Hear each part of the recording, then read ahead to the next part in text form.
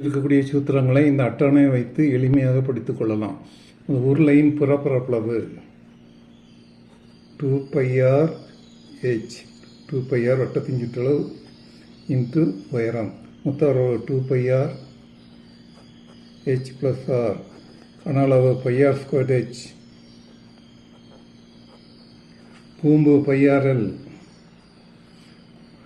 குமிழ் மொத்த அளவு πr இன்ட்டு l + r கன அளவு 1/3 πr² h இதில் மூன்றில் ஒரு பங்கு கோணம் 4πr²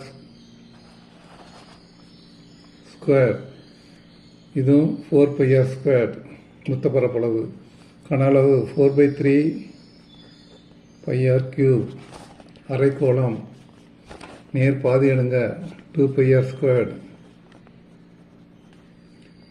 இது 3πr², 2/3 πr³ கோளம் தான் இருக்கிறது. அரைக்கோளம், கோளம், கூம்பு, உருளை. நன்றி, வணக்கம்.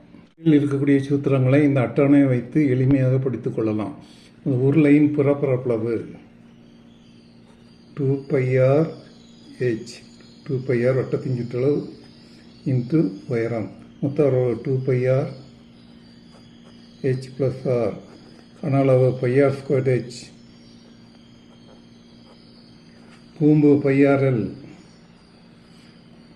குமிழ் மொத்த அளவு πr இன்ட்டு l + r கன அளவு 1/3 πr² h இதில் மூன்றில் ஒரு பங்கு கோணம் 4πr²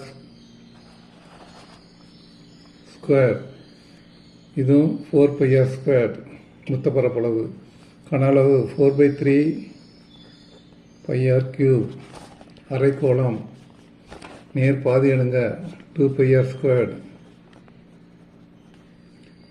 இது 3πr², 2/3 πr³ கோளம் தான் இருக்கிறது. அரைக்கோளம், கோளம், கூம்பு, உருளை. நன்றி, வணக்கம்.